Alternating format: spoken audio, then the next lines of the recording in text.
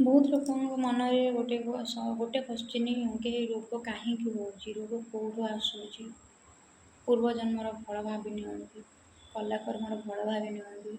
ଏସବୁ ଭୁଲ। ପ୍ରଥମେ ଆପଣମାନେ ଆପଣଙ୍କ ଜୀବନଶୈଳୀକୁ ଚେଞ୍ଜ କରନ୍ତୁ। ଆପଣଙ୍କ ଜୀବନଶୈଳୀରେ ଆପଣ ସେଇ ଭୁଲ କରୁନାହାନ୍ତି ତ ଖାଇବା ପିଇବା ନେଇ, ବସିବା ଉଠିବା ନେଇ, ଯାହା ବି ହଉ ଆପଣ ପ୍ରଥମେ ଆପଣଙ୍କ ନିଜ ଜୀବନରେ ସୁଧାର ଆଣିବା ପାଇଁ ଚେଷ୍ଟା କରନ୍ତୁ। ଲୋକଙ୍କ କଥା ଶୁଣନ୍ତୁନି। ଲୋକ ତ ହଜାର ପ୍ରକାର କଥା କହିବେ। ମୁଁ ବହୁତ ଲୋକଙ୍କଠୁ ଶୁଣିଛି ଯେ ତା କଲା କର୍ମର ଫଳ ସେ ପାଉଛି, ପୂର୍ବଜନ୍ମରେ କିଛି ପାପ କରିବ ତେଣୁ ଏ ରୋଗରେ ସେ ପୀଡ଼ିତ ହେଉଛି। ବିଲକୁଲ ବି ନୁହଁ। ଯେତେବେଳେ ଆମର ସେଇ ସବୁ ସମସ୍ୟା ସେତେବେଳେ ସୃଷ୍ଟି ହୁଏ ଯେତେବେଳେ ଆମର ପାଚନତନ୍ତ୍ରରେ ପ୍ରୋବ୍ଲେମ୍ ହୁଏ। ଯେତେବେଳେ ଆମର ଯେଉଁ ପାଞ୍ଚ ତତ୍ତ୍ୱ ଅଛି ଆମ ଶରୀର ଭିତରେ, ଯେତେବେଳେ ସେମାନେ କଣ୍ଟ୍ରୋଲରେ ଆମର ରୁହନ୍ତିନି, ସେଇଥିପାଇଁ ଆମକୁ ବିଭିନ୍ନ ପ୍ରକାରର ରୋଗର ସମସ୍ୟା ଭୋଗିବାକୁ ପଡ଼ିଥାଏ।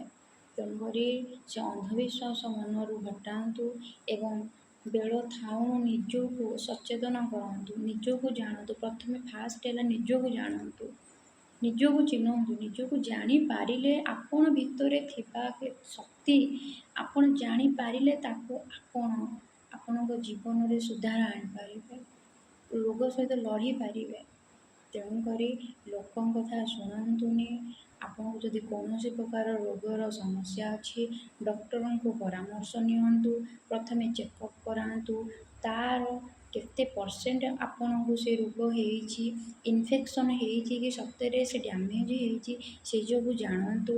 ତାପରେ ଆପଣ ଯେଉଁ ଘରୋଇ ଉପକରଣ କରୁଛନ୍ତି, ଉପଚାର କରୁଛନ୍ତି, ସେଟା ସତର୍କରେ କରନ୍ତୁ। କାରଣ ଲୋକ ଯେଉଁଟା ଶୁଣିଥାନ୍ତି ସେଇଟା ଆପଣଙ୍କୁ ସଲାହ ଦେଇଥାନ୍ତି, କିନ୍ତୁ ପର୍ଟିକୁଲାର ସେମାନେ ତା ବିଷୟରେ କିଛି ଜାଣିନଥାନ୍ତି। ହୁଏତ କାହାର ଭଲ ହେଇଯାଉଛି, ହୁଏତ କାହାର ଭଲ ହେଉନି।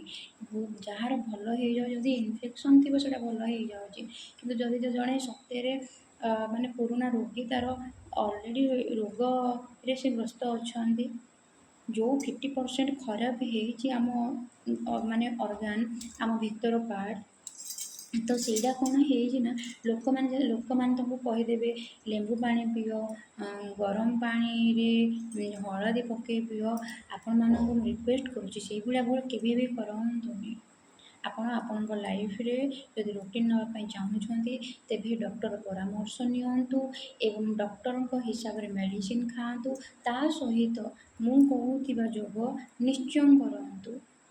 ଆପଣ ଯୋଗ ମାଧ୍ୟମରେ ବି ଆପଣ ଯେଉଁ 50% ଖରାପ ଥିବ, ସେ 50%କୁ ତ ଆମେ ତାକୁ ରିକଭରି କରିପାରିବାନି, କିନ୍ତୁ ଆଉ ଯେଉଁ 50% ଅଛି ସିଏ କିଭଳି ସେଇଠିକି ନ ବ୍ୟାପୁ, ସିଏ ଯେଉଁ 50% ଅଛି ତାକୁ ଆମେ କିପରି ସୁସ୍ଥ ରଖିବା, ତା ପ୍ରତି ଆମେ ନିଶ୍ଚୟ ଭାବେ ସଜାଗ ହେବା ଉଚିତ। ତେଣୁକରି ଆପଣ ମୋ ୟୁଟ୍ୟୁବ୍ ଚ୍ୟାନେଲରେ ଯୋଡ଼ି ହୁଅନ୍ତୁ ଏବଂ ସବସ୍କ୍ରାଇବ୍ କରନ୍ତୁ, ଯାହାଫଳରେ ଆପଣ ଆପଣଙ୍କ ଜୀବନଶୈଳୀରେ ଚେଞ୍ଜିଂ ଆଣିପାରିବେ। ଧନ୍ୟବାଦ।